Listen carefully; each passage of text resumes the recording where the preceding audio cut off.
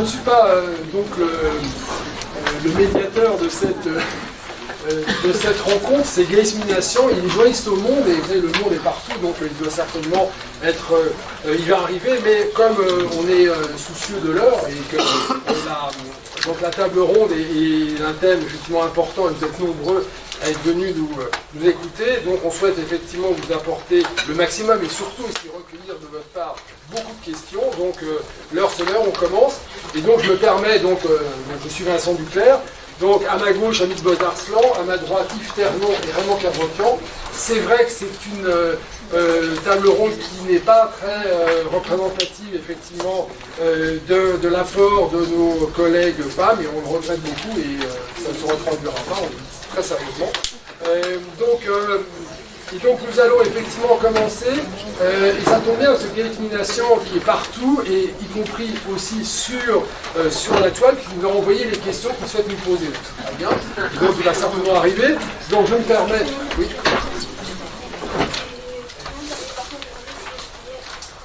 Ah, bien sûr, excusez-moi. Donc je reprends. Enfin, tout ce que j'ai dit auparavant était peu important, sauf de présenter Amit Bozarslav, Yves Ternon, Raymond Kervokian, de dire que nous sommes désolés effectivement de la faible participation de nos collègues femmes, mais ça ne se reproduira plus, et que Gates Minassian, qui va nous rejoindre et qui anime donc cette table ronde, a bien fait les choses puisqu'il nous a envoyé les questions qu'il souhaitait nous poser. Donc je vais vous lire les questions préparées, on y répondra très brièvement et ensuite vous aurez la parole. Donc de manière à effectivement tenir le temps et pouvoir échanger au mieux. Donc première question, il nous demande de présenter la distinction entre négationnisme et révisionnisme. Bien, ça c'est la première question, assez classique, hein. Ça me permettra de revenir sur la définition du négationnisme. Tout le monde le sait, c'est effectivement Henri Rousseau qui a forgé donc, le concept. Deuxième question, qui portera sur le déni spécifique aux trois génocides les plus cités. Je précise que les trois génocides les plus cités, c'est le génocide donc, perpétré contre les Arméniens de l'Empire ottoman, le génocide perpétré contre les Juifs d'Europe et le génocide perpétré contre les Tutsis du Rwanda. Pour être très précis, il faudrait donner effectivement les responsables. Si on veut vraiment être précis, alors bien sûr, il faut éviter le génocide juif, le génocide rwandais, tout ça c'est à prescrire évidemment. Et c'est vrai aussi qu'il faut néanmoins rappeler au fond, ce qui est quand même considéré comme le premier génocide du XXe siècle contre les Herero et les Nama dans le sud-ouest africain en 1904-1907. C'est un point important quand même de l'analyse. Bon. Et puis on pourra peut-être parler aussi du sujet des crimes de masse et des actes génocidaires au Cambodge. Hein. Donc, il y a une distinction assez intéressante. Bien, donc, la deuxième question, c'est sur le déni spécifique aux trois génocides les plus cités. Donc en fait, on va reprendre, puisqu'on a une vraie compétence sur les trois, on va reprendre un peu ces questions du déni, comment ça fonctionne. Alors il nous précise, merci de répondre de façon courte à chaque fois si possible. Il est assez opérationnel, il a raison. Bien, puis lui posera des questions sur les subtilités du déni. Comment y faire face? Donc c'est là effectivement on abordera les questions effectivement liées donc à l'enseignement scolaire et donc à la manière d'armer les professeurs sur ces questions. Notamment comment faire de la pédagogie sans culpabiliser. Alors, culpabiliser, effectivement, on s'entend, on essaiera de le développer. Enfin, des questions précises sur les trois génocides. On revient du reste aux questions de déni, c'est-à-dire la trahison des Arméniens selon le comité des progrès qui organise le génocide, les chambres à gaz, hein, qui effectivement n'ont servi à gazer que les poux, et puis selon les négationnistes, et enfin le double génocide pour le Rwanda. Là aussi, effectivement, il faudra qu'on y revienne. La parole sera donnée à la salle 20-30 minutes, on va donner 30 minutes à la salle, pour des questions uniquement, donc pas des exposés. Comptez sur moi, dit-il. Donc je propose effectivement de donner la parole d'emblée à Yves Ternon, hein, qui est le président du Conseil scientifique international pour l'étude du génocide des Arméniens, parce qu'il faut savoir que cette table ronde est organisée par le CSI, qui veut dire Conseil scientifique international pour l'étude du génocide des Arméniens. En fait, c'est une association de chercheurs qui a été créée en prévision de l'organisation du grand colloque de 2015, donc sur 100 ans de recherche sur le génocide des Arméniens. Et en fait, ce colloque a donné lieu à un ouvrage chez Armand Collin, d'actes, et aussi à toute une série en fait, de conférences filmées. Donc toutes les conférences ont été filmées, et vous les trouvez facilement sur YouTube, et elles sont très utiles. En fait, moi-même, je les utilise effectivement en cours, pour les étudiants, pour les élèves. Donc c'est des conférences d'environ 15 minutes, et elles sont bien référencées. Donc c'est vrai que c'est très intéressant. Vous trouvez notamment la longue conférence, effectivement, d'Yves Ternon en ouverture du colloque. Ah bah le voilà. Bon bah écoute, tu peux repartir parce qu'on a fait ton boulot. Voilà, donc on a lu les questions, on a suivi absolument aux ordres, effectivement, du monde. Voilà, les questions sont excellentes. Bon, donc je passe la parole à Yves Ternon. Yves, ça serait bien que tu répondes à la question négationniste, révisionniste, et après que tu reviennes sur, voilà, comment faire face au déni. Voilà. Et puis tu reprends ton souffle et après tu... Oui, désolé, j'étais mieux bloc que moi. Il faut courir tout le temps pour passer d'une conférence à l'autre. Bon, donc, je compte. Bon, donc, il faut revenir à l'histoire de la négation de la Shoah. Elle a commencé par des mouvements d'extrême droite liés à Relevé Varol et à Maurice Bardèche, qui était le beau-frère de Bratillac. Ils ont nié l'existence de la destruction des Juifs d'Europe. Le mot Shoah n'était pas encore employé, en expliquant que les Américains avaient fait ça pour créer l'État d'Israël et que tous les Juifs étaient vivant aux États-Unis. Et on a appelé ça le révisionnisme. Il y a eu ensuite l'épisode Racinier, qui était un monsieur qui avait été en camp de concentration, mais qui a été manipulé par des mouvements d'extrême droite aussi, et qui a été un peu ascendant, si je puis dire, dans son négation, dans sa négation. Et puis il y a eu le mouvement avec la Vieille Taupe, qui était une librairie révisionniste. Et alors on a appelé tout ça le révisionnisme. Le problème avec le révisionnisme, c'est que nous, historiens, on a bien le droit de contester une vérité dite historique si on apporte des éléments qui peuvent la contester. Il y a un révisionnisme, par exemple, de l'affaire Dreyfus, donc, qui prouverait la non-culpabilité de Dreyfus, etc. Donc le mot révisionniste avait été utilisé à maintes occasions dans un contexte parfaitement scientifique de l'histoire. Donc ce qu'a apporté Henri Rousseau en appelant le mot révisionnisme, en remplaçant le mot révisionnisme par négationnisme, c'est remettre les choses en place en fin de compte. Le négationnisme est un menteur. Le négationniste est un fausseur, parce qu'avec le mot négationnisme, le système, il y avait l'adjectif négationniste. Ce sont donc des gens avec qui on ne parle pas. Déjà, Pierre Vidal-Naquet avait dit « on ne parle pas avec les révisionnistes ». Et il avait pris l'exemple d'ailleurs au moment d'une conférence qu'on avait fait à la Sorbonne d'un tribunal des peuples, où il avait terminé un livre qui rapportait ce tribunal en disant « il faut imaginer ce que serait Talat et Hitler révisionnistes, etc., etc., en parlant de Talat, en parlant des différents dirigeants des jeunes Turcs qui étaient manifestement coupables et qu'on aurait pu qualifier de révisionnistes si on appliquait maintenant le mot aux nazis qui étaient manifestement coupables. Donc révisionnisme était un mot qui gênait vraiment les historiens. En parlant de négationnisme, on les condamne. On ne parle pas avec eux, ce sont des menteurs, ce sont des faussaires, ce sont des gens qui nuisent véritablement à l'histoire. Et la preuve est faite au-delà d'un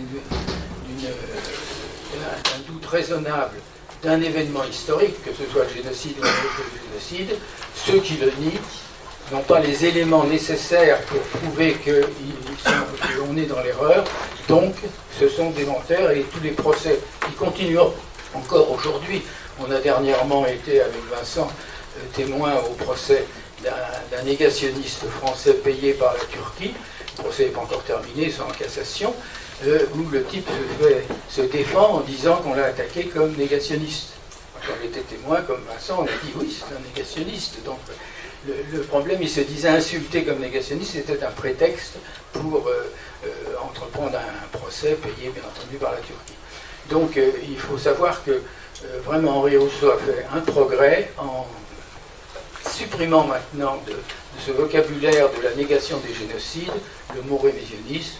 ni un génocide avéré, entendons-nous, il s'en là-dessus, je crois que c'est un peu l'objet de notre discussion, ni un génocide avéré, c'est un négationnisme, c'est un mensonge. Merci, merci Claire. Merci Yves. Non, non. J'allais dire éclairage. Merci Yves pour cet éclairage. Merci beaucoup. Est-ce que quelqu'un veut rajouter quelque chose sur la distinction entre révisionnisme et négationnisme? Très bien. Alors, oui, Amit. Oui, peut-être ajoutant encore un autre élément, c'est que on est dans le relativisme. Dans le cas, par exemple, du génocide des Arméniens, cela apparaît très clairement. Nous, il n'y a pas eu 1,5 million de morts, 1,3 million de morts, seulement 300 000, comme si 300 000 c'était effectivement rien. En deuxième lieu, effectivement, dans le déni, il n'y a rien eu du tout. Mais en troisième lieu, et on a vu cela aussi dans le cas de la Shoah, dans la justification a posteriori. En réalité, on ne nie pas ce qui s'est passé. On dit qu'il y a une guerre biologique entre les deux espèces. Les Arméniens et les Turcs représentent des espèces différentes. Et il y a l'impossibilité absolue pour ces deux espèces de coexister. Donc la disparition de l'une de ces deux espèces est absolument nécessaire parce que la nature ne peut pas accepter dans une logique de la guerre sociale darwiniste la coexistence des espèces. Et il est extrêmement important de savoir qu'en 1915-1916, certains Allemands qui allaient par la suite justifier la Shoah ont participé effectivement à cet argument en disant que l'une des deux espèces va disparaître. Et cette disparition nécessaire de l'autre espèce, qui est considérée soit comme biologiquement une menace, soit économiquement comme une menace, soit enfin comme un élément de souillure, est révoqué aujourd'hui de manière extrêmement systématique en Turquie, y compris dans le discours d'Erdogan. Vous pouvez tout à fait voir la nécessité effectivement de souligner la nécessité d'avoir fait ce qui a été fait en 1915, parce que cela constituait la condition même de la survie de la nation turque. Et quand vous regardez, je termine sur ça, le procès de Nuremberg, parce qu'il y a deux parties du procès de Nuremberg. Vous avez d'un côté effectivement les procès, de l'autre côté des entretiens avec des nazis jugés dans le Nuremberg. À vrai dire, beaucoup d'entre eux estiment que voilà, effectivement la Shoah n'était pas un crime, qu'il y avait une menace qui venait de la part des Juifs. Et plusieurs d'entre eux disent que la menace n'était pas économique, ni même en termes de militaire, mais la menace était culturelle. Les Juifs dominaient la culture allemande. Et la destruction effectivement des Juifs était justifiée par ce facteur. Merci Amit. Vincent, un petit mot. Un petit mot sur ce qu'a dit Eric Ternon sur la nécessité d'analyser au plus près les méthodes des négationnistes, c'est absolument essentiel. C'est un héritage aussi de Pierre Galmaquet. C'est-à-dire que la stratégie des négationnistes, c'est effectivement d'apparaître comme crédibles, comme des historiens, et donc de pouvoir dialoguer. Dès lors qu'ils dialoguent avec les historiens de la Shoah, par exemple, eh bien, ils font adopter finalement leur thèse comme une vérité scientifique qui pourrait être débattue dans le cas du révisionnisme. Vous voyez, en fait, ils essaient de neutraliser le négationnisme, les attaques par les accusations négationnistes pour devenir des révisionnistes, et donc il est légitime de pouvoir reprendre et analyser l'histoire. Donc, il faut les analyser. Du reste, pour les élèves, parce qu'il faut qu'on revienne aussi à des éléments très très utiles, hein. Vous avez un court extrait d'un film que je vous recommande, hein, Le procès du siècle, qui en fait relate donc le procès qu'un négationniste fait à une université américaine qui a traité David Irving de négationniste. Et donc il y a une scène extrêmement intéressante où une ancienne déportée d'Auschwitz demande à témoigner pour s'opposer au mensonge du négationniste. Et là, l'avocat lui dit surtout pas. Et donc il y a un moment très, très tendu parce qu'elle ne comprend pas pourquoi elle ne peut pas rétablir la vérité. Il dit non, surtout pas, on va plutôt analyser ces mensonges, ces fausses preuves, etc. Et c'est comme ça, effectivement, qu'on doit agir, notamment, par exemple, en repérant bien, il y a des sites qui sont le décalque de sites sérieux, hein, et qui sont des sites négationnistes pour la Turquie, c'est très très important. Et donc lorsqu'on est allé, je terminerai là-dessus avec Yves Ternon, témoigner en faveur de deux intellectuels arméniens attaqués par un négationniste parce que il les avait traités de négationnistes, ce qui était vrai, eh bien on s'est appliqué au procès à montrer qu'on avait affaire à un faux historien, c'est-à-dire au fond un historien qui travaillait dans une fondation turque maison avec une thèse maison, c'est-à-dire que sa thèse effectivement c'est une fausse thèse, c'est-à-dire qu'il n'y a que effectivement le jury, c'est uniquement le cercle des négationnistes, et donc de démontrer qu'on a affaire à un faux historien et à un vrai négationniste. Et c'est vrai que c'est compliqué, et vraiment revenir sur l'enseignement de Pierre Vidal-Naquet, on analyse les négationnistes pour éviter de dialoguer avec eux. Mais, oui, Raymond. Oui, je pense qu'il n'est pas inutile de hiérarchiser un peu ce négationnisme en évoquant en fait les différents niveaux où il s'exprime. Alors le premier niveau... Excuse-moi, Raymond, oui. je comptais justement venir sur oui. les spécificités. Eh ben, je commence. Alors vas-y, alors. Les oui. spécificités Je vais être bref. Dans le cas, évidemment, des jeunes Turcs, ce qui est intéressant, c'est que, et je crois que c'est unique, si on reprend les trois génocides du XXe siècle, c'est un déni d'État qui reste en place jusqu'à nos jours. Ça, c'est un point. Alors, un déni d'État, ça signifie la mise en branle aussi de tout un réseau diplomatique qui travaille. Par exemple, on peut regarder quand on vote le budget prévisionnel de l'année suivante, il y a une ligne spécifique, il y a 183 diplomates qui sont installés dans toutes les ambassades turques et dont l'activité unique est de s'occuper de remettre en cause ce fait, le génocide des Arméniens. Donc il y a le réseau diplomatique et il y a aussi l'usage des réseaux industriels. Ça, c'est pas inintéressant. Donc l'exploitation par exemple, d'entreprises qui peuvent être françaises ou allemandes ou n'importe quoi, qui ont investi en Turquie et qui donc se retrouvent sous la contrainte souvent de développer, surtout quand elles possèdent des réseaux de médias en Europe, d'exprimer la voix de son maître. Alors il y a le deuxième niveau qui me paraît quand même assez important.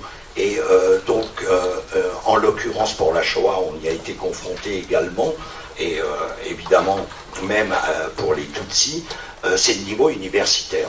Parce que là, on entre dans la logique on cherche la légitimité de l'université pour faire valoir des vérités. Et là-dessus, on peut donner des exemples considérables. Voilà, je voulais évoquer ces deux niveaux pour bien distinguer un peu on n'est pas dans le même registre à chaque fois. Très bien, on voit bien le négationnisme d'État. On l'a bien vu c'est la spécificité du cas arménien. Dans le cas de la Shoah et le cas des Hutus, quelle serait la spécificité de ce négationnisme? Yves, en quelques mots pour la Shoah, et Vincent sur Je crois qu'il faut distinguer deux niveaux d'expression. D'abord, comprendre les mécanismes du négationnisme. Ils ne sont pas très nombreux, je n'ai pas le temps, à moins que tu me demandes de les développer. Ils sont environ de 4. Le premier, c'est ce qu'on appelle le négationnisme intellectuel, c'est-à-dire le fait qu'on accuse les historiens de la Shoah, d'un génocide, de ne pas avoir travaillé assez, d'avoir manqué un document. On cherche la petite bête. C'est l'exemple typique du travail sur les chambres à gaz d'Auschwitz, alors qu'on ne parle pas du tout des centres d'extermination de Belzec, et Treblinka et Chemno. Et donc c'est le problème de l'historien qui prétend en savoir plus que celui qui a travaillé sur la négation. C'est le deuxième élément, c'est qu'il est associé à un autre négationniste qui discute le nombre des victimes. Pour le génocide arménien, par exemple, Justine McCarthy parle au maximum de 500 000 victimes, mais encore, il y a des soldats, il y a les maladies, etc. Donc on réduit l'importance. Le troisième élément est beaucoup plus dangereux, c'est ce que l'on appelle le retournement de l'accusation, c'est-à-dire en fait, on s'est trompé, c'est pas les Juifs qui ont été victimes, c'est les Allemands qui ont été victimes. Ça marche pas. Et les Arméniens, ils ont essayé de forcer, c'est pas les Turcs qui ont été victimes, c'est pas les Arméniens qui ont été victimes, c'est les Turcs. Il y a en ce moment en Turquie un monument au génocide des Turcs par les Arméniens pour voir le niveau du négationnisme. Un musée. Un musée. pour les Tutsis, c'est la même chose. Ce n'est pas les Tutsis qui ont été victimes, c'est à la fois les Tutsis et les Hutus qui ont été victimes, et donc c'est la thèse de double génocide. Donc ça, c'est les principes mêmes de la négation. En fait, effectivement, pour chaque négation, on s'adapte au contexte. Il est évident que nier la Shoah devient rigoureusement impossible, sauf de passer dans l'extrême. Quand on a eu les procès de Nuremberg, le grand procès de tribunal pénal international et les procès américains après, quand il y a eu les tonnes de documents qui ont été saisis, les différents procès, il est évident que cet événement a eu lieu. Donc là on est coincé, on nie tout. Ça n'a pas eu lieu. Voilà, la technique de négation. Pour les Arméniens, c'est tout à fait différent. Je crois que les amis développeront plus le négationnisme des Arméniens, mais c'est lié au fait que le génocide des Arméniens était un génocide réussi. C'est-à-dire que la Turquie avait entrepris ce génocide pour obtenir des provinces libérées d'Arméniens, et de Kurdes plus tard d'ailleurs, et que ça a été un génocide réussi. Donc ce qu'il fallait, d'autant que l'État turc est fondé sur ce génocide, avec la plupart des criminels du génocide en direction de l'État turc, il fallait nier évidemment le génocide des Arméniens en accusant les Arméniens d'avoir inventé ce génocide. Pour les Tutsis, c'est la thèse du double génocide qu'on aura sûrement l'occasion de développer. Bien sûr, on ne pouvait pas le nier, ils sont même obligés de le reconnaître, tous les négationnistes, il y a un génocide des Tutsis, mais il y a aussi un génocide des Hutus. Donc la thèse du double génocide, qui a été d'ailleurs inaugurée par le président Mitterrand en novembre 1994 à la conférence de Biarritz, c'est une thèse qui a la vie dure et qu'il faut combattre. Donc, il y a donc une distinction des méthodes du négationnisme et des adaptations de ces méthodes aux génocides, aux différents génocides. Pour retenir ces trois génocides-là, mais on pourrait plus. Merci Yves. Alors Vincent, toi qui as été avec Raymond d'ailleurs dans la commission sur les archives françaises pendant le génocide des Tutsis, quelle est la spécificité de ce déni? Yves vient de parler de la double thèse du génocide, mais est-ce qu'on peut aller un peu plus loin? Est-ce qu'on peut dire, par exemple, on entend parfois dire que la France est négationniste du génocide des Tutsis. Est-ce que c'est vrai? Est-ce que c'est faux? Alors, précisons qu'effectivement, ce travail qui a été mené, donc il y a un rapport qui est accessible sur le public, à l'ensemble de ceux qui s'intéressent, qui aussi a amené quand même très clairement l'introduction du génocide des Tutsis en classe de terminale, on pourra en dire un mot, mais je veux dire, moi je le vois bien, les élèves et les professeurs sont extrêmement intéressés par, au fond, l'étude un peu technique des procès Gacaca, mais qui montre que le nouveau Rwanda, effectivement, qui a fini par vaincre les génocidaires, eh bien, a décidé de passer par la justice, et non pas par la vengeance. Donc c'est déjà un élément qui fait sauter la thèse d'un génocide des Hutus perpétré par les forces de Paul Kagame. Il faut préciser aussi que Paul Kagame, qui, je veux dire, est un dirigeant autoritaire mais très éclairé, avec laquelle la France a décidé de faire une alliance donc à partir de mai 2021 avec le voyage d'Emmanuel Macron, une alliance stratégique et aussi d'amitié. Je veux dire, est très en deçà, si vous voulez, en termes de violence sur les droits de l'homme, que beaucoup de dirigeants africains, que donc Kagame est la cible, je veux dire, d'attaques extrêmement vives, le présentant comme le plus grand criminel du siècle, parce que c'est effectivement aussi des réseaux négationnistes, des réseaux qui sont proches aussi de François Mitterrand et qui effectivement ne veulent pas que, l'implication de la France soit trop vive. Donc, les attaques sur Paul Kagame visent effectivement à expliquer que c'est un pays criminel qui a fomenté un génocide contre les Hutus et que ça écarte tout à fait le génocide perpétré contre les Tutsis. Alors qu'on s'entende bien. Cette apparence, ce supposé génocide contre les Hutus, ça serait contre les Hutus qui auraient commis des crimes contre les Tutsis. Parce que, et c'était bien de le rappeler, le génocide tel qu'il a été établi par la recherche. Hein. Et donc on est nombreux, notamment, et on revient, nous, avec Raymond Cavourquian, on a un colloque au Rwanda qu'on a organisé avec l'Université du Rwanda sur le génocide perpétré contre les Tutsis. C'est un génocide qui est perpétré contre les Tutsis et contre les Hutus démocrates, qui tentaient de s'opposer à la mécanique génocidaire du gouvernement Habyarimana, du président Habyarimana, soutenu massivement par la France. Donc, effectivement, il y a bien un génocide des Tutsis et des démocrates. Et en général, c'est ce qui se passe. Je veux dire, la Shoah a aussi éliminé beaucoup d'opposants allemands, et pour le génocide des Arméniens, c'est pareil. Donc le point important, c'est effectivement de bien, disons, expliquer qu'un génocide, c'est un univers de violence qui peut s'abattre sur d'autres, mais pour des raisons différentes. Le dernier point donc sur le double génocide, c'est en fait la menace qu'a fait peser sur le Rwanda l'après-génocide. Il faut savoir que le génocide s'achève, le génocide perpétré contre les Tutsis s'achève en mi-juillet 1994, avec la victoire donc, des forces des Rwandais exilés. Hein. Il n'y a pas que des Tutsis qui sont exilés au Ouganda, il y a aussi des Hutus d'opposition. Et donc ils vont vaincre à la fois les troupes de l'ancien régime et puis les génocidaires, les mi-génocidaires. Donc ça s'achève. Sauf que, et ça c'est aussi un élément qu'il faut connaître de l'implication de la France favorise très largement le passage au Nord Congo de près de 30 000 militaires donc des forces armées rwandaises qui ont beaucoup massacré de milices. Donc il se trouve que vous avez effectivement au Nord Congo donc une menace considérable, d'où, il faut le savoir, effectivement des actions préventives du gouvernement et de l'armée du nouveau Rwanda, de Paul Kagame, ce qui peut se comprendre aussi parce qu'il y avait une menace réelle. Mais, et je termine là-dessus, c'est effectivement cette puissance au fond génocidaire va se transformer en puissance négationniste.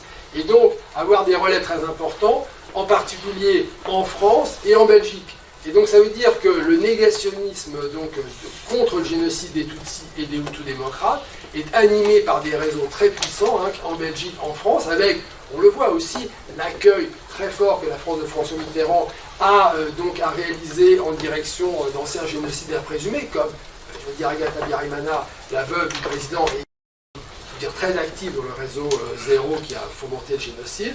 Et donc ces réseaux alimentent effectivement ce négationnisme. Donc il faut bien expliquer cela aux élèves. Et peut-être pour finir, dire, et ça c'est un point juste sur la Shoah, qu'il y a quand même des pays qui nient la Shoah. L'Iran par exemple nie la Shoah. Donc c'est vrai que c'est pas l'ampleur effectivement de l'État turc aujourd'hui contre le génocide des Arméniens, mais il faut s'en souvenir aussi.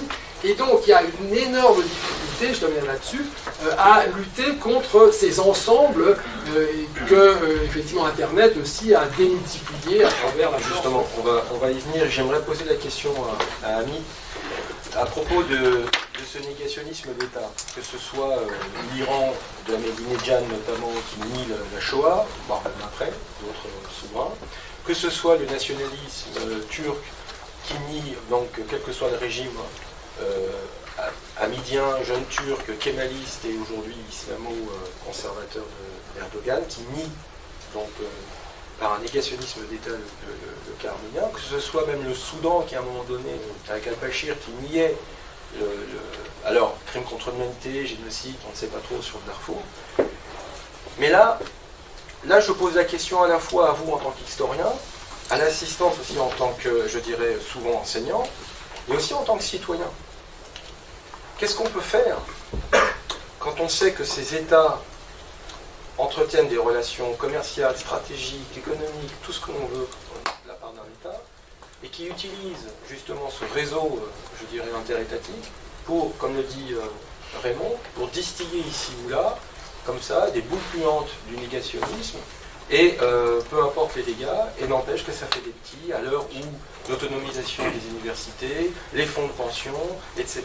Et c'est nous qui trinquons en tant que chercheurs, en tant que citoyens, parce qu'il faut après gérer les dégâts du négationnisme. Donc, quelle est la riposte des historiens face à ce négationnisme d'État qui se répand finalement, qui n'est pas isolé. Il y a la Turquie, l'Azerbaïdjan, l'Iran, quelle que soit la Shoah, ou même encore le Soudan, voire même la Serbie à l'égard de Srebrenica. Et qu'est-ce qu'on fait contre ça? Je pense qu'il y a deux niveaux. Le premier niveau, c'est vraiment le niveau pédagogique. Je sais que le mot n'est pas toujours accepté.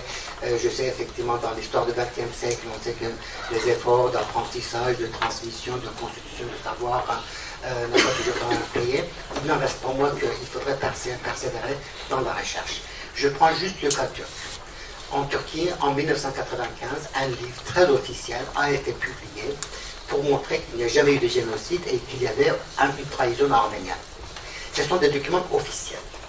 Et quand on lit ces documents officiels, émis par les archives de Premier ministre, on dit il n'y a pas de doute, il y a eu un génocide. Je donnerai deux exemples.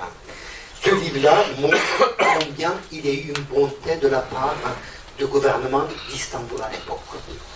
Il y a eu une bonté de gouvernement parce que le 18 août 1915, ça veut dire à peine quelques mois après le début du génocide, le gouvernement a donné l'autorisation à ce que les musulmans se marient avec des filles arméniennes. Tiens, un premier élément, ça veut dire que les hommes commencent à disparaître. Et les femmes sont considérées comme un ingrédient, une ressource, réservoir démographique pour reproduire la nation turque. Et puis, ce livre dit que la bonté du gouvernement ne s'est pas arrêtée là, parce que le 30 avril 1916, un an après, l'autorisation de se marier avec des filles arméniennes a été élargie aux veuves arméniennes. Ça veut dire que la masculinité arménienne a disparu et que la féminité arménienne a été entièrement confisquée. Et un autre élément, décembre 1915, le génocide commence en janvier en gros, et puis prend son ampleur au mois de mai. Décembre 1915, l'autorisation est donnée de liquider les biens abandonnés par les Arméniens. Donc là, on a des documents qui viennent tout à fait officiellement des archives turques. Et donc je pense qu'effectivement, il ne suffit pas que nous, on soit 100, 150 chercheurs à connaître ces documents-là. Il faudrait diffuser ces documents-là plus largement dans la communauté d'historiens. Et quand j'entends par la communauté d'historiens, j'entends bien entendu les enseignants de la discipline de l'histoire dans les collèges et dans les lycées, mais j'entends aussi les revues, les rubriques spécialisées de presse, etc.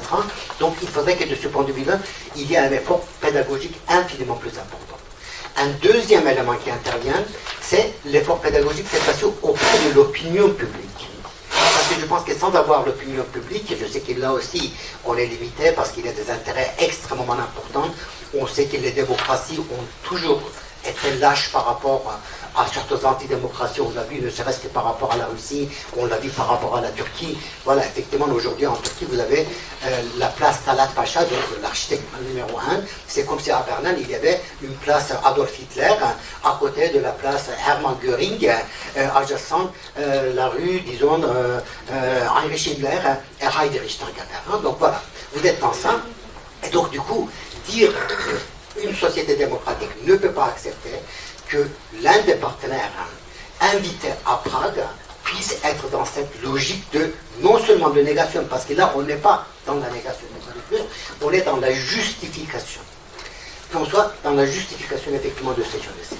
Et donc là, comment produire du courage démocratique? Sans ce courage démocratique, on sait qu'effectivement nos démocraties elles-mêmes seront fragilisées et menacées. Et là, on a besoin quand même de quelque chose qui irait au-delà de nos établissements, de collèges, de lycées, d'universités, et qui couvrirait la cité démocratique dans sa totalité. Merci. Très court aussi, s'il te plaît. Oui, je voudrais dire un mot.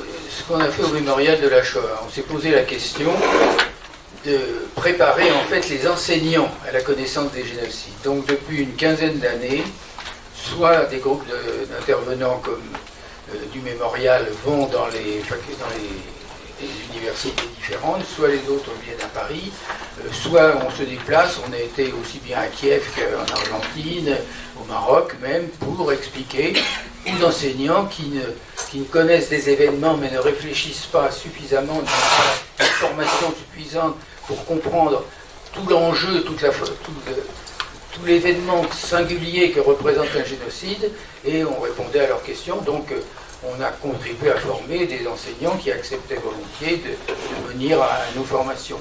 Donc à ce niveau-là, je pense qu'on a résolu une partie du problème, parce que c'est quand même par les enseignants que ça commence, mais les enseignants avaient trop l'habitude de raconter un événement sans en analyser tout ce qui précède et tout ce qui suit, parce qu'en fin de compte, ils n'en avaient même pas eu de formation. Donc la formation des enseignants français ou d'autres pays d'ailleurs à la perception de cet événement singulier qu'est le génocide a permis quand même de leur donner les moyens de répondre, et surtout dans des classes très difficiles où ils avaient à affronter soit des Turcs, soit des personnes musulmanes qui étaient habituées à l'antisémitisme et qui réagissaient et n'acceptaient pas la vérité de la Shoah.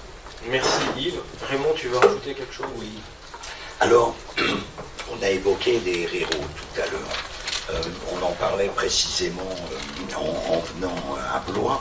Vous avez des idées là-dessus? En gros, on converge à peu près tous pour évoquer un génocide à caractère colonial, pour un peu simplifier. Concernant donc l'entreprise génocidaire développée par un État par rapport à ses propres ou sujets ou citoyens, la première, c'est clairement le cas arménien, qui a été très longtemps évidemment ignoré. Alors, pour les enseignants, je voudrais faire une suggestion après avoir passé quelques décennies à examiner ce qui s'est passé dans cet empire. Il y a eu un génocide, mais qui a visé en fait 3 groupes. Et je pense qu'il faut les aborder ensemble, même s'il y a un petit décalage chronologique. Les Arméniens sont certainement, en termes de pertes humaines, à peu près 2/3 des 2 millions d'Arméniens qui vivaient dans l'Empire ottoman, mais c'est une proportion à peu près similaire pour toutes les confessions que je vais qualifier de syriaques, donc de chaldéens, de nestoriens, de syriens catholiques, etc. Toutes ces confessions assez complexes, qu'on peut qualifier de syriaques pour un peu simplifier, et qui ont été emportés dans ces événements. Et le 3e groupe, où pendant très longtemps je n'ai pas utilisé le terme de génocide, c'est les Grecs. Il y avait, disons, 2 gros blocs, un surtout situé Cappadoce, mer Égée, et le 2e bloc sur les régions pontiques. Je viens de finir une étude sur la période 19-22, et après avoir achevé ce travail, où j'ai observé en détail comment les réseaux kémalistes déportent les populations grecques, surtout des régions pontiques, et au passage les reliquats de rescapés arméniens qui étaient rentrés dans leur foyer, qui partent ensemble. Dorénavant, j'utilise le terme de génocide pour parler des populations grecques. Donc, ce génocide, il faut le globaliser, même si dans le cas des Grecs, certes, il y a eu des déportations ou des déplacements de population pendant la guerre, mais qui n'ont pas été aussi mortifères que dans le cas arménien, parce que tout simplement, ils n'ont pas été envoyés dans les camps des déserts de Syrie, mais à une centaine de kilomètres le plus souvent de leur lieu d'habitation habituel. Il faut globaliser. Voilà ce que je voulais dire. Le 2e élément, je pense qu'il peut être intéressant dans la perspective d'introduire une forme de cohérence, si on peut dire, pour l'enseignement des génocides, c'est insister sur l'influence qu'on commence maintenant à assez bien connaître du modèle mis en œuvre par les jeunes Turcs sur les nazis. Et ça, c'est les travaux donc, de Stéphane Ihrig qui vraiment mettent en exergue, en gros, pour les nazis, le mode d'emploi, oui, je vais employer cette terminologie, c'est comme ça qu'ils le voyaient, le mode d'emploi jeune turc est extrêmement efficace pour régler des problèmes de minorité. Hein, c'est perçu comme ça. Orthographie de nom de Stéphane Ihrige. Voilà. I-H. Voilà. I-H-R-I-G. Oui. Et d'ailleurs, il a développé un concept qui s'appelle le justificationnisme et qui reprend à peu près tout ce qu'on a dit, c'est-à-dire la stigmatisation du groupe, la formation de l'ennemi intérieur, tout y est, quoi. Donc la mise en œuvre, évidemment, de tous les réseaux de presse, de propagande disponibles à l'époque, ça me paraît absolument essentiel. Alors, le troisième point, je reviens un peu sur ce que tu disais. Là, j'ai examiné en détail l'action de Mustafa Kemal. Et le fondateur de la Turquie contemporaine, eh bien, ma conclusion, c'est qu'il fait partie du noyau qui a mis en œuvre ce génocide en plusieurs étapes, même si ce n'est plus le noyau fondateur jeune turc qui est à la tête à l'époque, mais ceci dit, effectivement, tous les cadres de deuxième niveau qui se sont raccrochés à lui et qui vont développer la Turquie contemporaine. On a quand même un des tueurs, Celal Bayar, qui est encore en 1960 président de la République de Turquie. C'est un des chefs de l'organisation spéciale. Bon, voilà ce que je voulais dire un peu. Merci Raymond. Bon. Merci. Tu auras encore la parole sur d'autres questions. Je pense qu'effectivement, dans ce qu'il vraiment disait, il y a deux éléments qu'il faut extraire. D'une, il y a le moment génocidaire, ou le moment de la violence de masse, qui est extrême. Et dans le cas de l'Empire ottoman, par exemple, c'est 15 jusqu'à 17, voire dans certains cas jusqu'à 18. Et de l'autre côté, il y a le processus. Le processus qui peut être infiniment plus large, d'où l'importance effectivement de travailler sur la longue durée, et surtout historiens, Ihrig, mais aussi Hans Lucas Kieser, etc., travaillent sur la période de 1838-39, qui est le début de la modernisation entre guillemets de l'Empire ottoman, de la construction d'une armée, de la destruction des entités au statut dérogatoire, jusqu'à 1938-39, qui est le dernier grand massacre des Kurdes de Dersim. Donc on est vraiment en face d'une période qui va de 1838 jusqu'à 1939.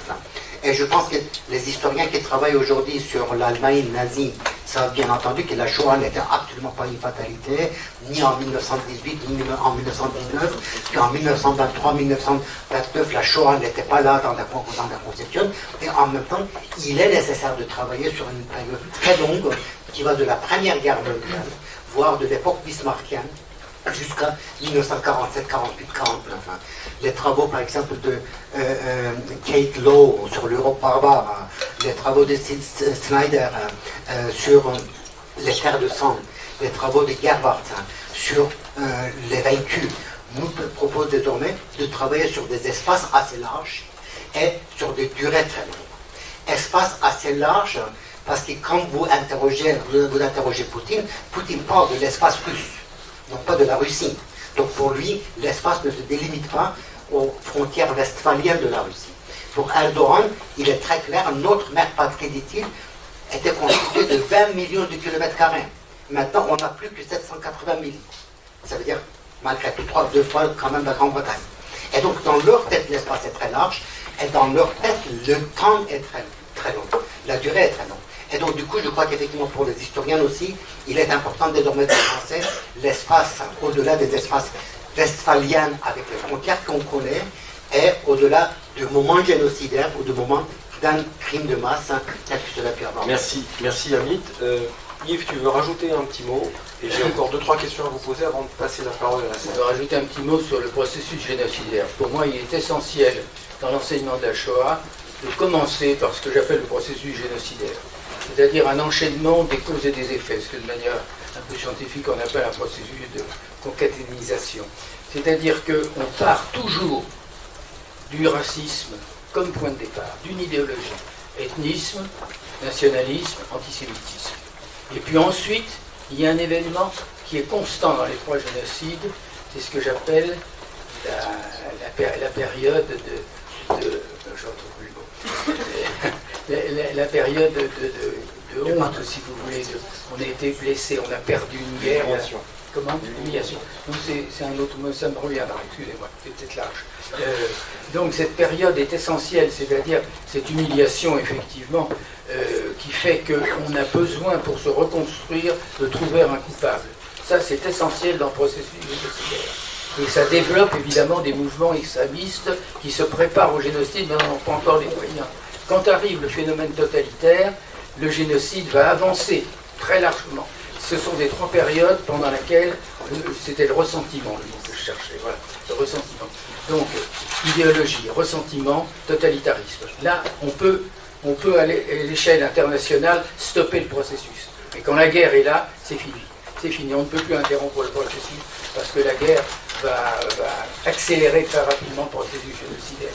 Donc ce qu'il faut comprendre, c'est que quand on traite quelqu'un de sale juif ou de sale arménien, on entame Cancrela Tutsi, on entame un processus génocidaire. Il faut céder sur rien, dans la haine raciale. Merci, on va y revenir là-dessus parce qu'il y a dans l'espace public, je pense qu'il y a pas mal de choses à dire sur l'indifférence, le silence, etc. en termes de négationnisme et de génocide. Mais j'aimerais vous poser une question à l'heure de la remise en question de la vérité, à l'heure de la... Alors ça a commencé avec Trump, ou ça s'est développé avec Trump, à l'heure de la fake news, que ce soit sur Internet ou dans l'espace public, l'espace réel, comment peuvent faire les enseignants pour lutter contre cette diffusion rapide, instantanée et directe, parce que l'individu est devant son écran, que ce soit à la maison ou dans la rue, rien qu'avec ça, pour lutter contre le négationnisme, à l'heure où on dit bah oui, il faut mettre 5 minutes aux nazis et 5 minutes aussi aux victimes du nazi, comme si c'était la même position. Et je vais même aller un peu plus loin dans cette... C'est la deuxième question dans ma question. C'est ah ben oui, mais Raymond Kevorkian, il est obligé de dire ça, il est d'origine arménienne. Ah ben oui, mais forcément, Hamid Bozarsan, il est obligé de taper sur la Turquie. Il est kurde au départ. Un autre, il est juif. Un autre, ah ben oui, il est pas juif. Non, je parle pas de ça. Je sais bien, j'allais dire les exceptions, c'est Yves qui est normand et Vincent Duclerc qui n'a pas de lien avec son objet de recherche. Mais quand même, on a ça souvent. Il dit ça parce qu'il l'est d'origine. Il dit ça parce qu'il est de confession juive. Et donc, ça devient insupportable. Genre, c'est ce qui compterait, c'est ce qu'on aurait et ce qu'on serait et pas ce qu'on dit. Et comment on fait? Et ça, je suis désolé, mais pour les Maxime Bouin, pour les Faurisson, pour tout cela, tous ces négationnistes, c'est quelque chose qui marque des points. Parce que même dans les médias, on a ça parfois. Donc comment un enseignant peut lutter contre ça lorsqu'un un lycéen, un collégien va lui sortir ça? Qu'est-ce qu'on répond à ça? Yves, pardon, excusez-moi. Vincent, vous prendrez la parole. Oui, alors on demandera bien sûr aux enseignants de nous répondre. Je voudrais développer très vraiment 2 points. D'abord, il y a effectivement la question qu'on a à peine abordée, qui est comment effectivement obliger nos gouvernants à donc agir effectivement face donc à des États voyous sur le sujet. Je rappelle quand même que nous avons une convention, enfin le monde a une convention pour la prévention et la répression du crime de génocide du 9 décembre 1948, ce qui veut dire qu'en 2023, ça sera la 75e anniversaire, et qu'il est peut-être le moment de renforcer cette convention par des dispositifs de connaissance, en particulier des processus génocidaires, comme on le voit notamment en Chine pour les Ouïghours, peut-être d'inscrire dans la Convention des articles relatifs au négationnisme. Donc ça, c'est un élément fort, je veux dire aussi, de lutte contre le négationnisme ou le justificationnisme. Et vous avez bien compris la distinction très bien donc rappelée par Raymond et par lui. Maintenant, pour revenir sur ce que peuvent les enseignants, je crois que la grande force des enseignants, et du reste, comme je vois Evelyne Prouveau effectivement dans la salle, Evelyne est professeure à Lille et faisait partie, avec 2 autres professeurs, de la délégation des chercheurs qui était présente au Rwanda il y a quelques semaines pour donc la première session du colloque sur le génocide perpétré contre les Tutsis. Donc ça veut dire effectivement que le lien recherche-enseignement, il est vraiment essentiel. Et justement, c'est pas effectivement, disons, de la démagogie que de dire que les enseignants donc peuvent attendre beaucoup de la recherche, et la recherche attend aussi beaucoup des enseignants. C'est absolument essentiel parce que la recherche a besoin de savoir les conditions aussi sociologiques et sociales de la transmission des savoirs. Et donc moi je verrais 3 éléments très importants pour les chercheurs sur lesquels effectivement notamment l'association de professeurs d'histoire et de géographie travaille, mais aussi les inspecteurs pédagogiques régionaux, les sites académiques et autres. Premièrement, face effectivement à un document qu'on va brandir et que font très bien les sites négationnistes, c'est la preuve que non seulement il n'y a pas eu de génocide, mais qu'au contraire ce sont les victimes qui ont tenté d'éliminer le peuple majoritaire. C'est de dire on travaille sur des ensembles de documents. La méthode. Je veux dire, la chance des enseignants, c'est d'avoir quand même un peu de temps et de la liberté. Et moi, en tant qu'inspecteur général, je ne peux que vous dire que vous avez cette liberté pédagogique que vous devez prendre. C'est vraiment important, que vous devez prendre pour dire, voilà, on va faire de la méthode, on va montrer qu'au fond, il faut avoir des documents en série. Il faut élargir, il faut, je veux dire, ne pas effectivement être piégé par le document qui dirait peut-être que tel rescapé ne dit pas complètement la vérité et que donc tout ça c'est effectivement une grande mystification. Le deuxième point, c'est de dire qu'on a affaire à un crime contre l'humanité et que donc toute l'humanité est en charge aussi de la connaissance. C'est pas parce qu'on est français qu'on doit se désintéresser du génocide des Arméniens. Il y a énormément d'éléments qui montrent qu'il faut effectivement s'y intéresser, notamment parce qu'il y a des Français d'origine arménienne, mais aussi au-delà de ça, c'est un crime contre l'humanité. Toute l'humanité est en charge et pas seulement les bourreaux et les victimes.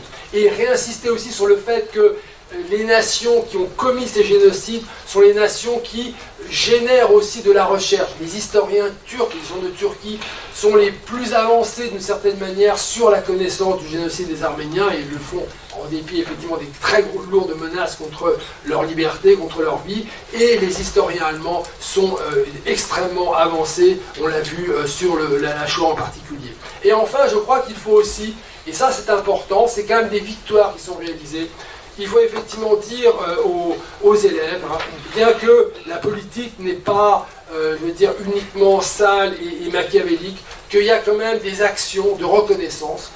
Lorsqu'un État, lorsqu'un Parlement décide de reconnaître tel génocide, c'est un pas important. Emmanuel Macron, on pense que l'on veut effectivement bien sûr nommer Macron, mais le discours qu'il a prononcé à Kigali le 27 mai 2021, est un discours pédagogique, un discours qui reprend les conclusions de notre commission sur les responsabilités lourdes et accablantes de la France dans le génocide des Tutsis. Il y a eu la reconnaissance le lendemain, 28 mai, par le ministre des Affaires étrangères de la responsabilité de la paternité allemande dans le génocide des héros et des Nama, qui, va au-delà quand même du caractère colonial. C'est-à-dire qu'on a effectivement expérimenté aussi un racisme qui ensuite a été importé, notamment contre les Juifs d'Europe.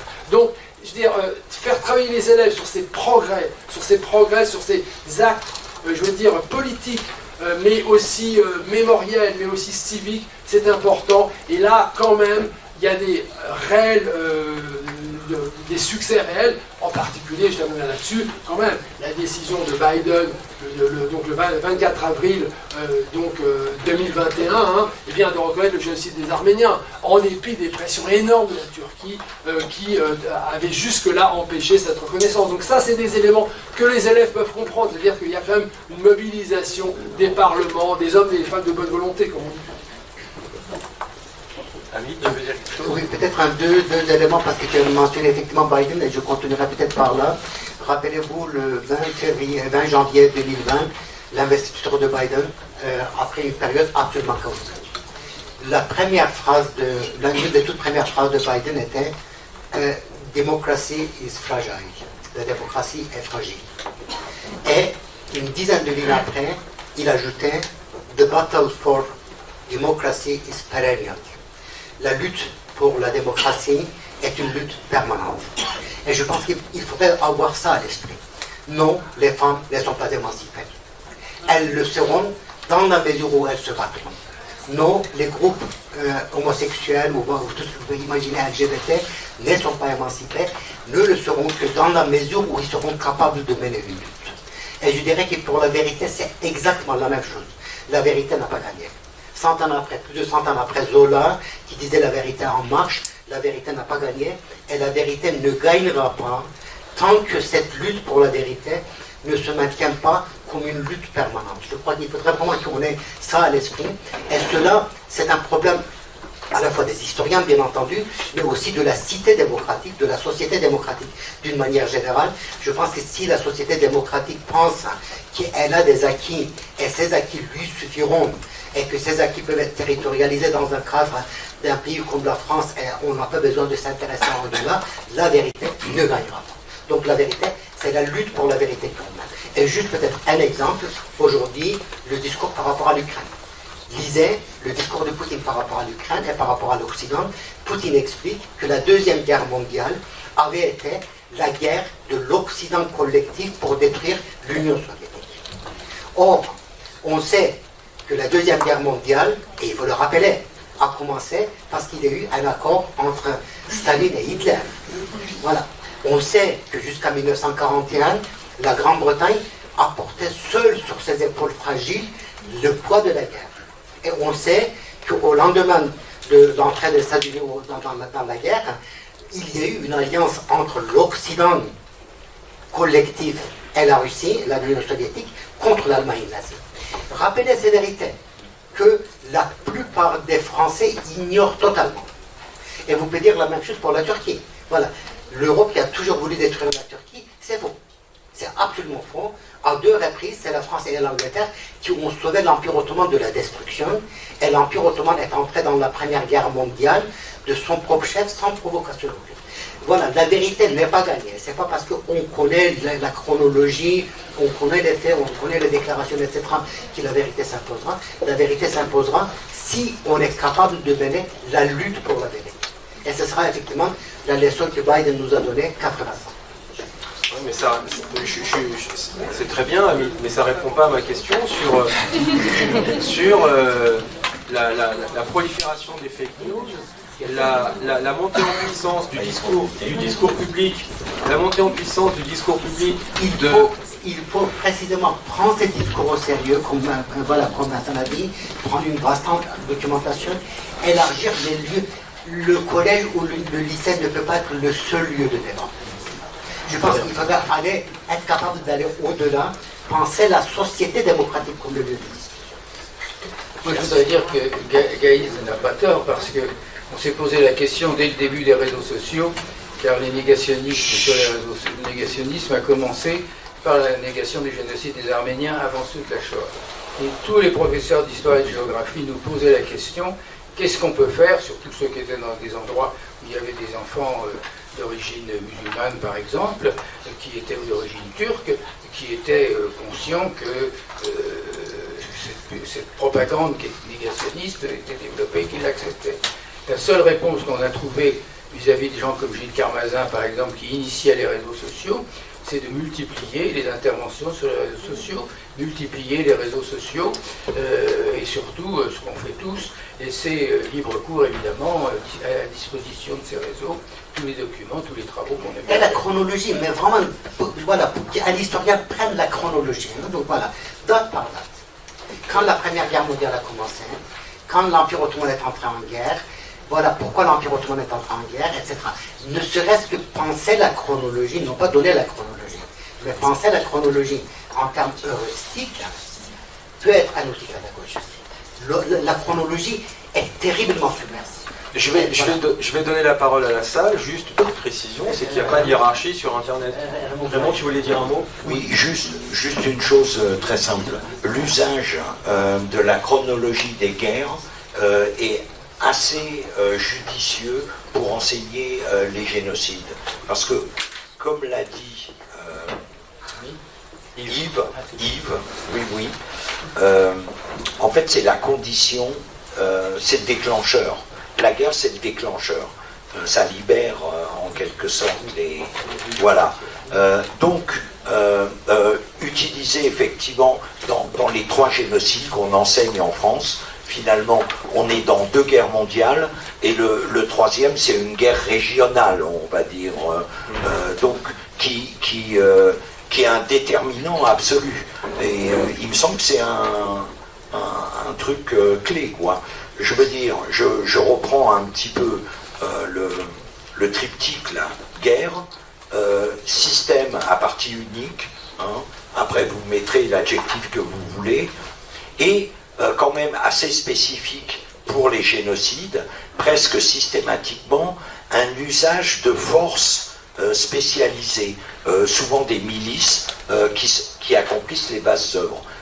Les trois éléments, à mon avis, qu'on peut plaquer au moins pour ces trois actes essentiels et qui permettent un petit peu de cadrer l'enseignement, quoi, avec les...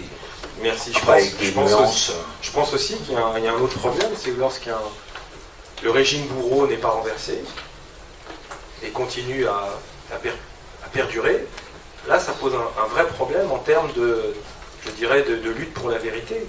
Je prends l'exemple de la Turquie. L'Empire ottoman, où la Turquie a perdu la guerre, mais a gagné la paix. Et donc c'est tout le discours négationniste qui s'est retrouvé sauvé grâce à la paix de Lausanne, pour ainsi dire. Mais bon, on y reviendra parce que il y a d'autres sujets qui peuvent surgir de la salle. Donc messieurs, dames, s'il vous plaît, pour la fluidité, merci de poser des questions précises. Je ne sais pas s'il y a un micro. Ou alors je prends une grappe de questions, et puis 3-4 questions, rapides, courtes, pas de commentaires s'il vous plaît, pas d'anecdotes, des questions. Monsieur, madame, et une troisième. Monsieur, oui. Allez-y. Bonjour, monsieur Duclerc, merci de... Alors, pardon. Bonjour, ma question est pour monsieur Duclerc. Merci, enfin, à titre de citoyen, merci pour le travail que vous avez fait, notamment pour le Rwanda, mais c'est à titre de citoyen, avant même de professeur d'histoire-géographie, que je tenais à vous remercier. La question que je vais vous poser, lorsque vous parlez des relais des négationnistes du génocide, est-ce qu'ils concernent des dignitaires de l'armée française? Merci. Deuxième question, madame. Désolé Raymond, personne dans la salle qui pourrait vous aider.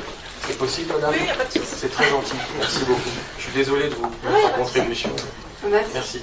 A été évoqué ce matin dans un autre lieu la formalisation par le camp d'Émile d'un processus justement conduire au génocide. Est-ce que vous pourriez nous donner un éclairage là-dessus? Merci. Deuxième question.